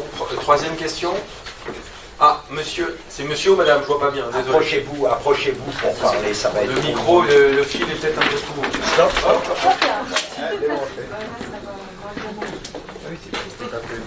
Il a sauté. Bonjour. Non, ça marche. Question simple, comment est-ce qu'on enseigne les processus génocidaires sans la passion, enfin sans passion, c'est-à-dire positive comme négative? Merci. Troisième question. Voilà. Première question, donc Vincent, sur l'état-major ou les officiers militaires. Deuxième question, là, sur le processus de pandémie. Et troisième question, comment enseigner sans passion, en limitant la passion? Je répondrai à la première et à la troisième. D'abord, merci, effectivement. Alors, juste signaler quand même que c'était une équipe et que précisément, il y avait Raymond Kermokian qui a été un pilier de cette commission. Et c'est vrai que, voilà, on a quand même réussi, sur la base des archives, hein, parce que c'était ça, à faire admettre que la France était lourdement impliquée dans ce processus, en soutenant, je veux dire, de manière aveugle et volontairement aveugle, eh bien, le régime génocidaire qui se mettait en place. Et il y avait tous les éléments, toutes les alertes, y compris des attachés de défense, des diplomates, pour dire le mécanisme est enclenché. Donc quand on nous dit c'est trop facile parce que vous connaissez la fin et donc vous faites de l'anachronisme, non, pas du tout. Je veux dire, les alertes sur le génocide, elles sont avérées, on a sorti les documents. Et alors justement, les détracteurs, donc notamment de notre travail et du discours du président de la République, qui a repris le travail, eh bien c'est de dire en fait, vous n'avez pas compris, mais en fait, ces détracteurs ne reviennent pas sur les preuves archivistiques nombreuses qui sont affichées et disent, voilà, il y avait des intérêts, il y avait effectivement la volonté notamment de repousser l'influence américaine, de faire la paix, de faire les accords d'Arusha. Tout ça, effectivement, on a démontré que c'était, je veux dire, un vaste brouillard en fait, alors pour revenir sur l'implication des dignitaires, alors soyons précis, on a démontré dans ce rapport eh bien, l'implication constante et extrêmement volontaire des états-majors de l'Élysée. Et effectivement, au sein des états-majors de l'Élysée, il y a bien donc l'état-major particulier, en particulier 2 généraux qui se sont exprimés. L'un s'est exprimé longuement à la sortie du rapport, le général Queneau, chef d'état-major particulier, son adjoint qui passe ensuite à la coopération militaire où il développe véritablement donc, un laboratoire pour le Rwanda. Donc effectivement, il y a bien cette implication, mais cette implication du politico-militaire, sous la coupe d'un système qui était le système de François Mitterrand, qui était un système effectivement où même par exemple Pierre Joxe qui a voulu réformer la prise de ses décisions en matière militaire à l'Élysée n'a pas réussi. Et donc on a découvert les archives montrant comment est-ce que Pierre Joxe a été bloqué dans cette tentative. Donc en revanche, et ça c'est important, les forces armées ont obéi aux ordres, donc effectivement ce sont les ordres qui posent problème et qui nous ont amenés à ces conclusions très très lourdes contre notre pays, mais parce que c'est la vérité. En revanche, donc, les forces armées ont obéi aux ordres, et pour un certain nombre d'entre eux, vous avez vu donc, les déclarations d'un certain nombre d'officiers généraux qui, à la sortie du rapport, ont libéré leur parole en disant « on était extrêmement mal à l'aise par rapport à ce qu'on nous demandait de faire, on a nous aussi envoyé des alertes, on a posé la question notamment de la protection des Tutsis et de ce qu'il fallait envisager pour leur protection, eh bien, non seulement ils n'ont pas été effectivement entendus, mais ils ont été écartés. Donc on a réussi quand même à montrer que finalement l'État en France, lorsque vous avez des gens courageux, et j'ai apprécié effectivement le rappel au courage de la vérité de David Bozan, que vous avez des gens courageux, des gens qui sont prêts effectivement à risquer aussi des carrières, eh bien l'État en France tient quand même face, je veux dire, à des ordres du politique qui, je veux dire, ont été absolument horribles, effectivement, et sur lesquels on doit effectivement enquêter. Merci. Deuxième question sur le camp des Milles. Le camp des Milles. Le camp des Milles. Moi, je ne suis pas expert. Oui, près de Marseille. Bon, il faut savoir comment se sont comportées les différentes migrations des survivants arméniens. D'abord, ils sont revenus dans les années 20-21. Non, c'est pas ça la question. Non, la question c'est... Oui, je crois que vous avez les prononcements de la c'est Chouraki, oui, directeur. Tu sais, le camp des Milles, oui, voilà, ils ont mis en place un programme pédagogique de le camp des Milles, non, je croyais que c'était le camp arménien. Non. Le camp des Milles, qui est maintenant devenu un... Non, je connais bien Chouraki, on en a parlé longuement. Et il a mis en place un programme de prévention, et donc, madame, c'est vrai qu'on en discute un peu. Bon, le travail qu'a fait Chouraki au camp des Milles est très important, dans la mesure où il a démontré que le camp des Milles était entièrement entre les mains des Français. D'ailleurs, si vous allez au camp des Milles, vous voyez le wagon, qui n'est pas le bon d'ailleurs, mais qui montre la déportation donc, des personnes arrêtées jusqu'à Drancy à partir donc, du camp des Milles. Donc le camp des Milles a eu cet avantage sur le niveau de l'enseignement, c'est de développer tout de suite un enseignement parallèle des génocides. C'est-à-dire si vous avez vous avez été au camp des Milles, parce que si vous allez au camp des Milles, vous avez non seulement la déportation des Juifs de la région par le gouvernement de Vichy, mais vous avez également une histoire du génocide des Tutsis, du génocide des Arméniens, de la Shoah, etc. Donc c'est un travail tout à fait remarquable qu'a fait M. Chouraki, excusez-moi sur l'erreur, s'il y a eu beaucoup de camps dans cette région. Donc le camp des Milles, c'est véritablement une accusation directe de la responsabilité du gouvernement de Vichy, alors que la France n'était pas encore, le sud de la France n'était pas encore occupé par les nazis, ce sont des Français qui ont déporté des Juifs directement avant l'arrivée en novembre 42, donc novembre 41, pardon, 42, oui c'est ça, 41, de l'occupation du sud de la France par l'Allemagne. Excusez-moi pour cette erreur de... Merci Yves. C'est la question de la passion. La question sur la passion. Oui. Peut-être très brièvement, je dirais qu'une société démocratique doit être à la fois une société de sociologues et d'historiens, ou une société sociologue et historienne. Sociologue, on l'est. La question du chômage, la question des SDF, la question des inégalités, etc. est-ce qu'on est une société historienne, c'est-à-dire une société qui est aussi consciente de sa propre histoire, de l'histoire du XXe siècle? Est-ce qu'on arrive à effectivement intégrer la connaissance historique pour produire une conscience historique?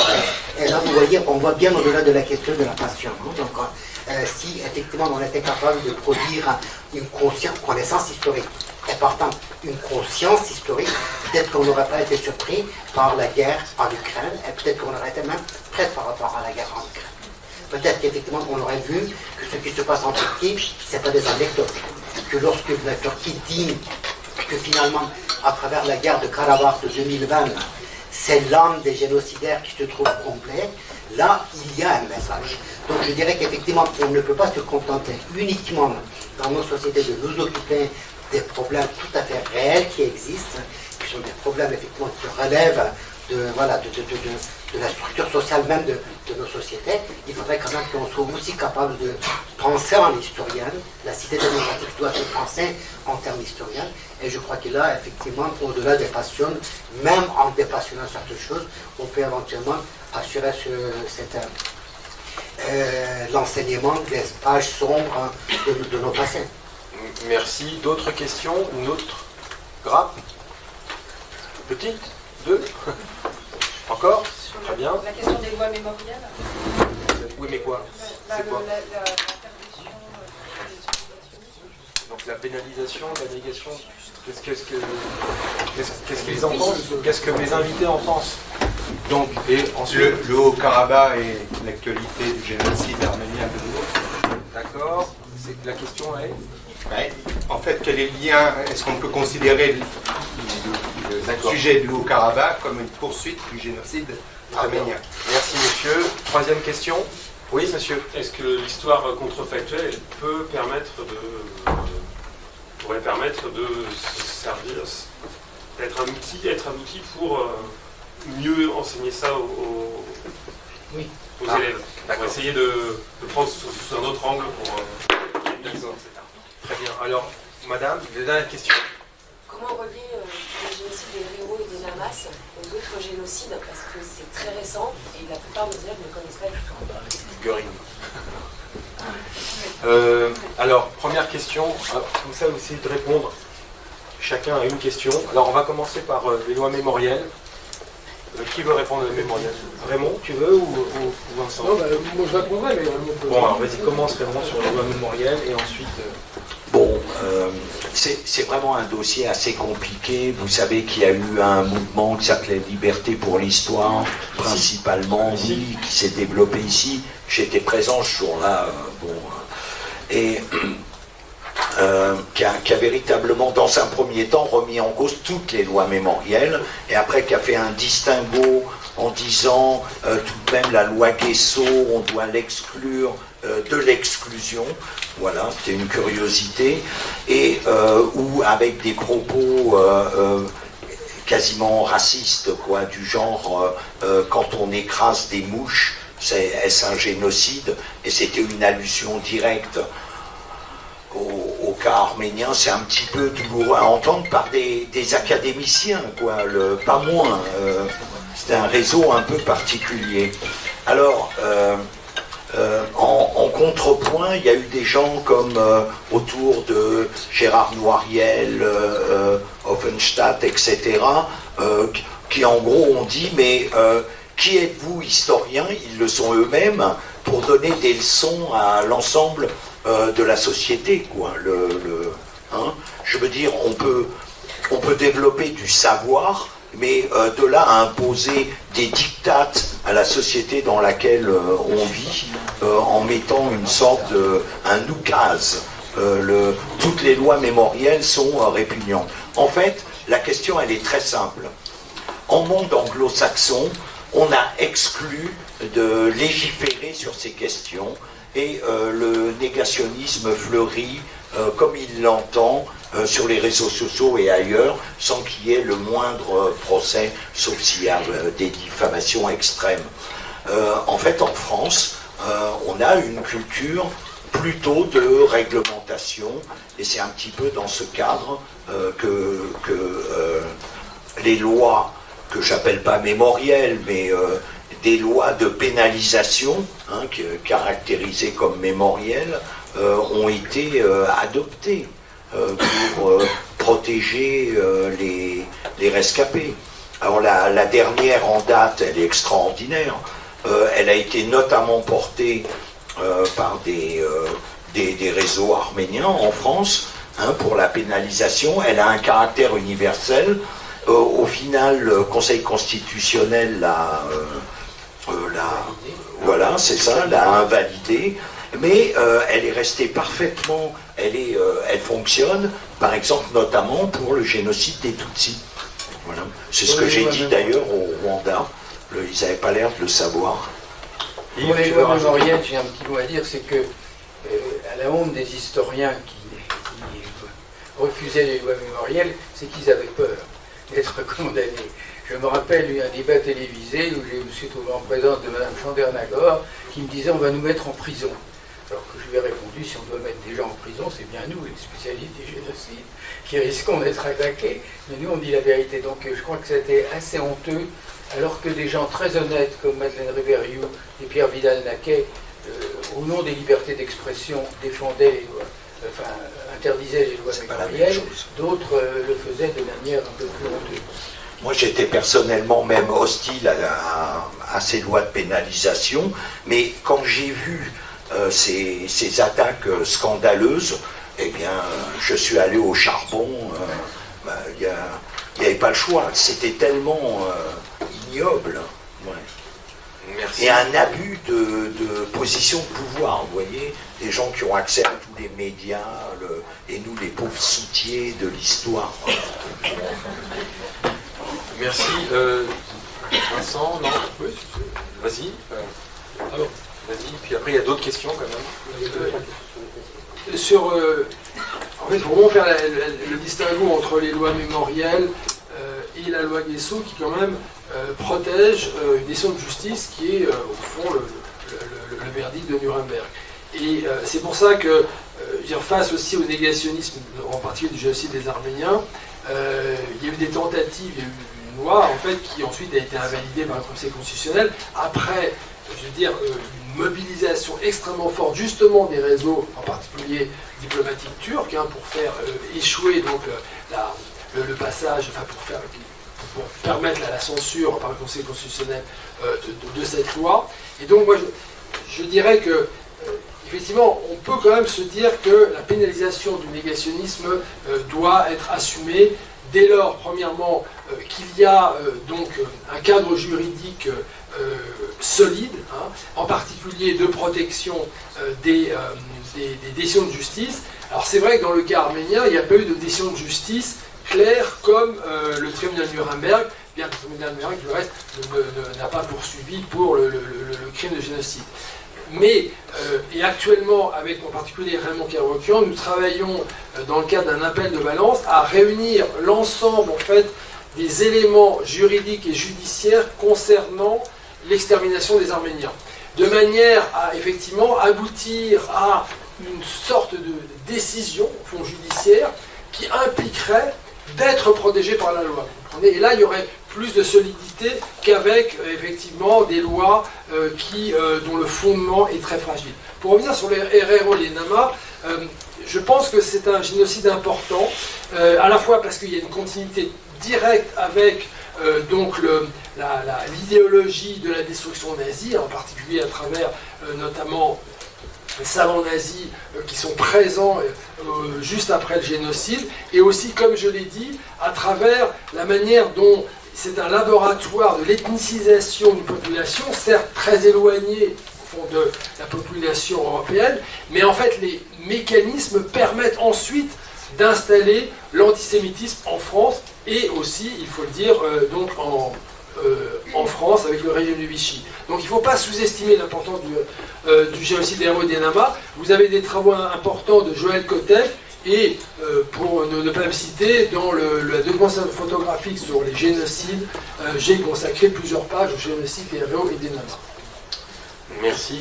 Oui, peut-être sur la question de Karabakh, deux mots malgré tout sur la question de discours, pardon, des discours contre. Sur le Haut-Karabakh, je crois qu'effectivement, au sein de l'état-major turc, il n'y a absolument aucun doute, c'est la continuité.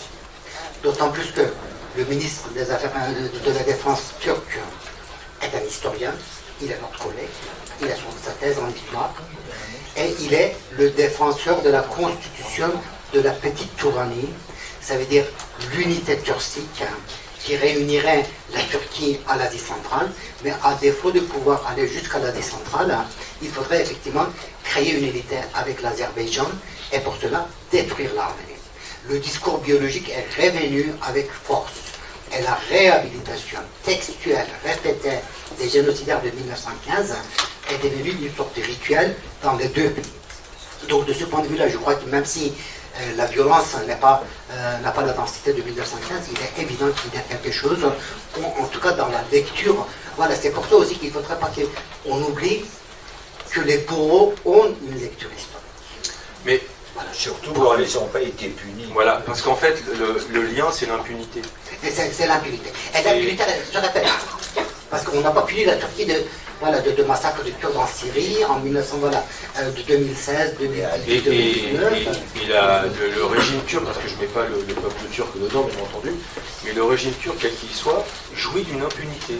Et ça fait des petits en Azerbaïdjan. Vous prenez les manuels scolaires du 19e, 20e siècle dans l'Empire, dans l'Azerbaïdjan, l'arménien, s'il vous plaît, madame. Désolé, parce que depuis le début, c'est fatigant. Ouais. Peu importe. Excusez-moi. L'arménien est présenté comme un microbe.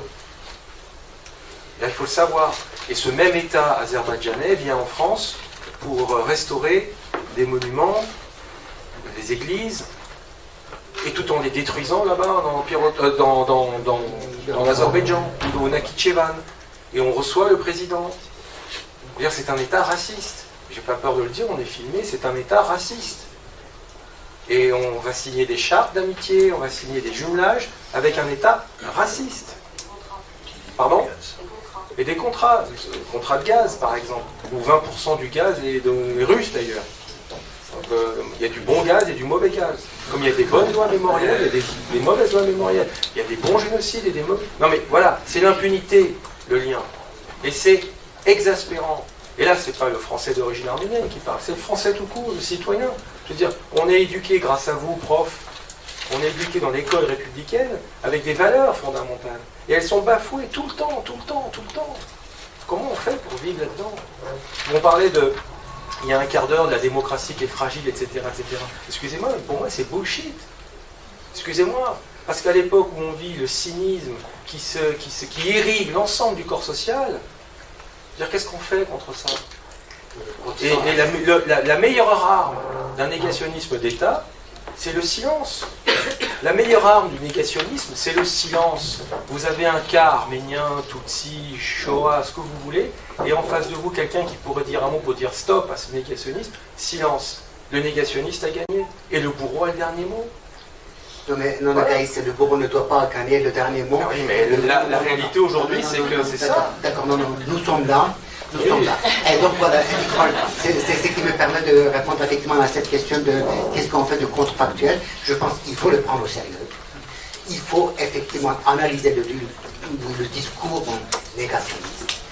Mais vraiment là aussi, en partant de la consistance de documents, de la consistance de l'information, des catégories, qu'est-ce que ça veut dire un peuple traître, qu'est-ce que ça veut dire un peuple organique, qu'est-ce que ça veut dire un peuple menacé dans son existence biologique par des cellules cancéreuses. Voilà, ce sont des concepts qui sont utilisés.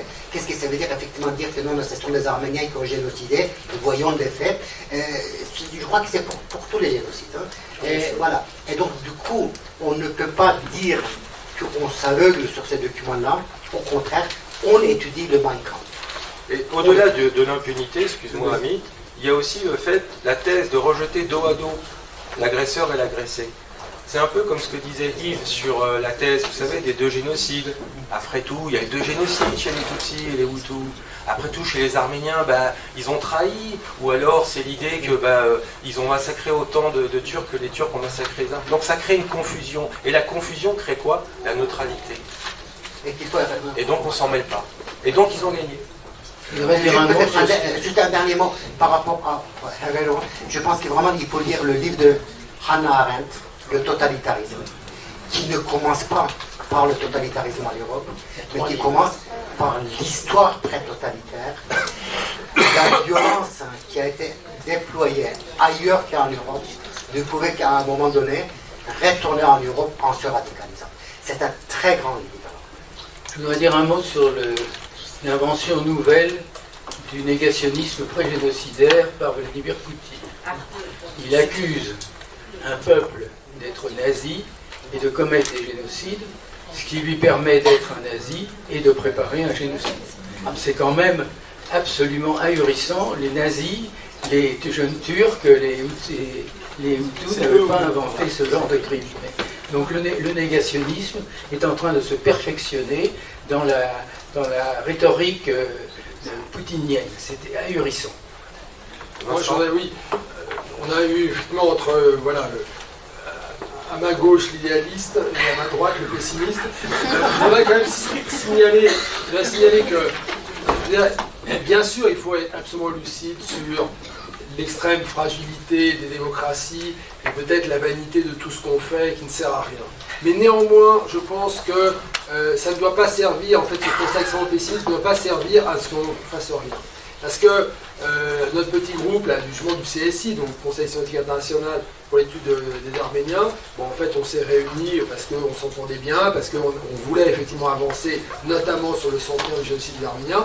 Et je pense que, sans nous pousser du coude, on a obtenu des petites victoires. C'est-à-dire, les petites victoires, c'est d'avoir fait ce colloque de 2015, d'avoir au fond engagé aussi la décision du président Macron d'aller sur les questions de l'Algérie avec, quand même, une certaine détermination, même si ça a été compliqué, et puis sur le Rwanda.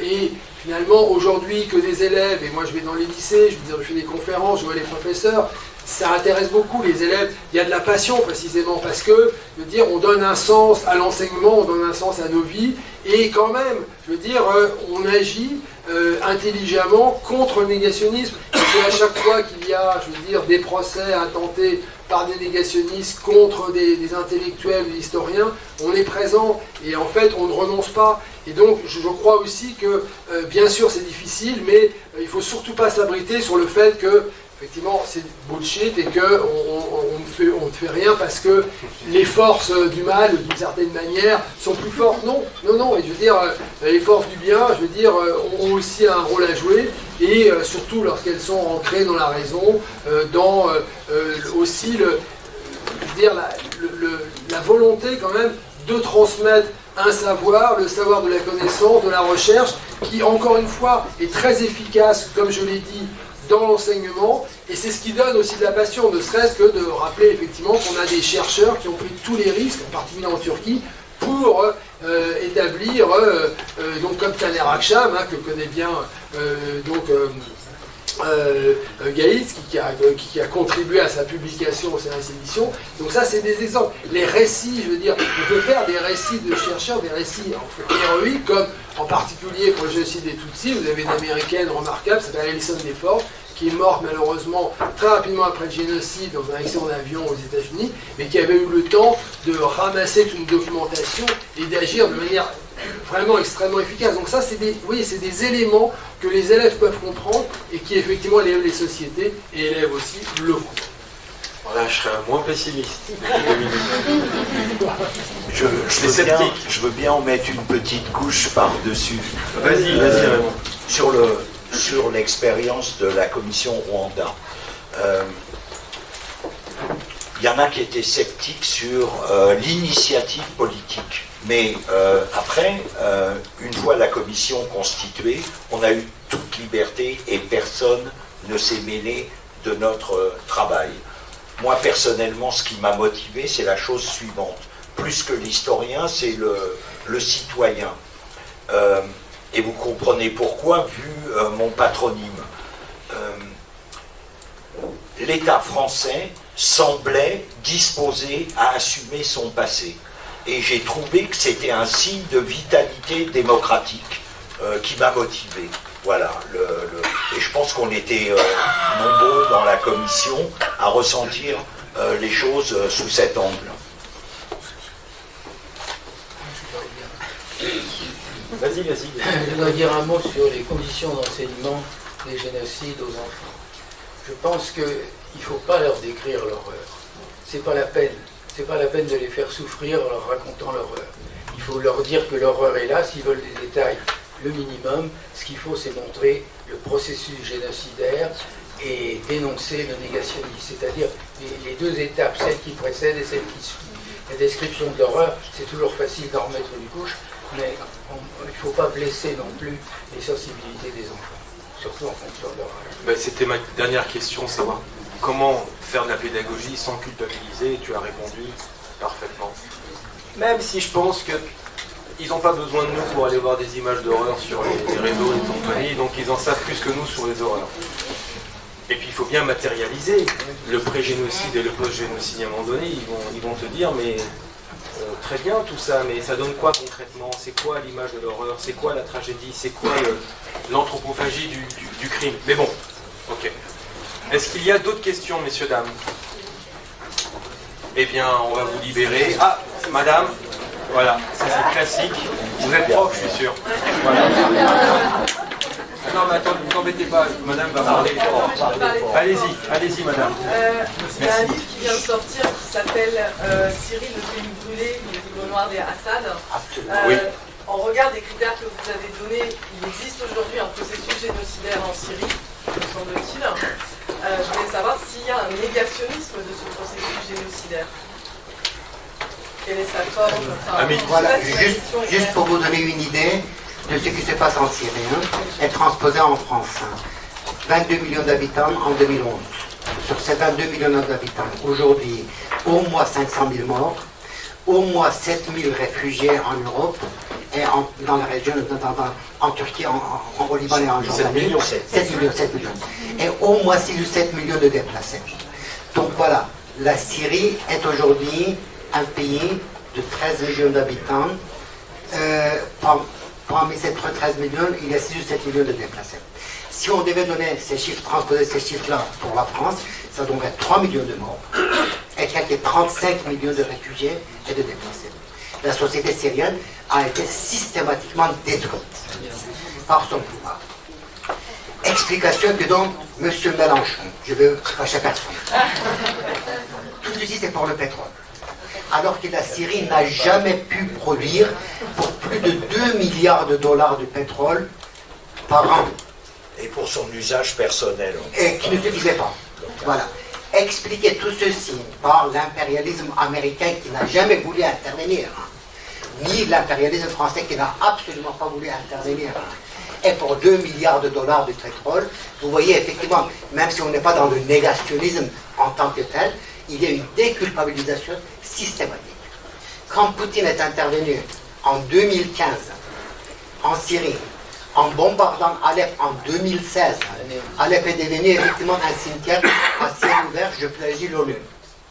Beaucoup de gens qui disaient, enfin quelqu'un est intervenu. Et on a oublié que si Bataclan a eu lieu, c'est que la Turquie avait créé une autoroute de djihadisme à sa frontière entre l'Europe et la Syrie. Donc voilà, je crois qu'effectivement, il y a ce négationnisme qui est là, une justification. Heureusement que la Russie est intervenue. Voilà, non, je pense qu'effectivement, vous avez tout à fait raison.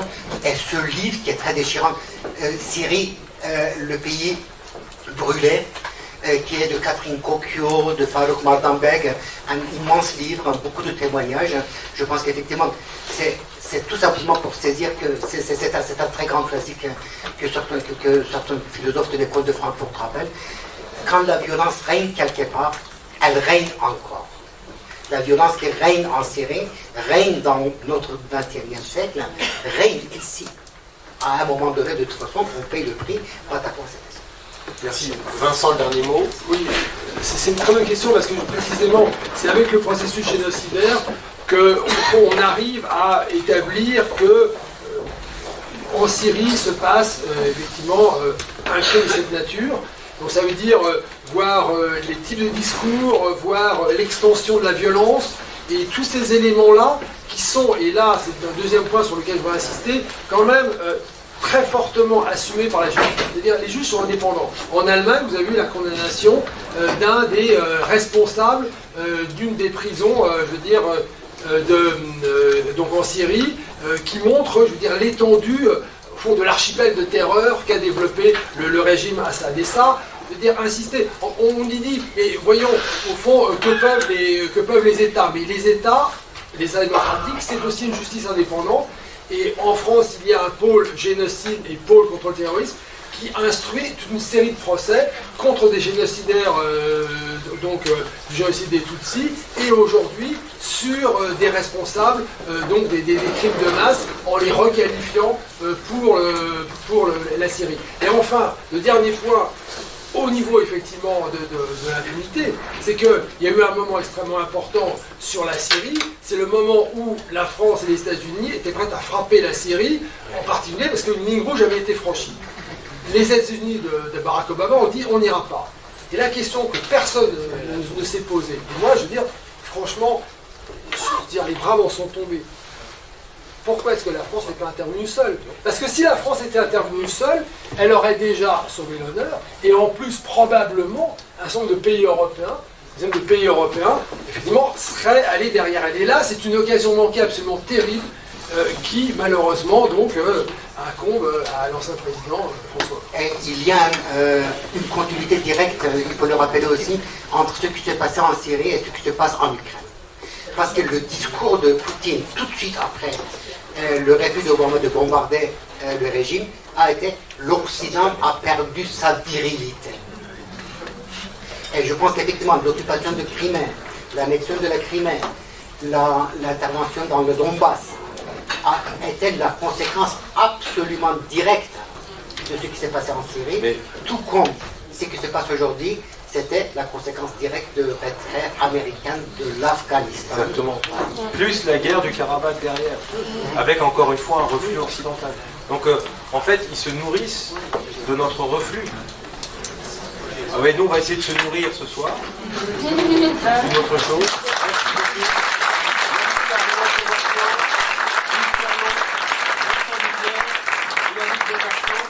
Désolé pour le retard du modérateur.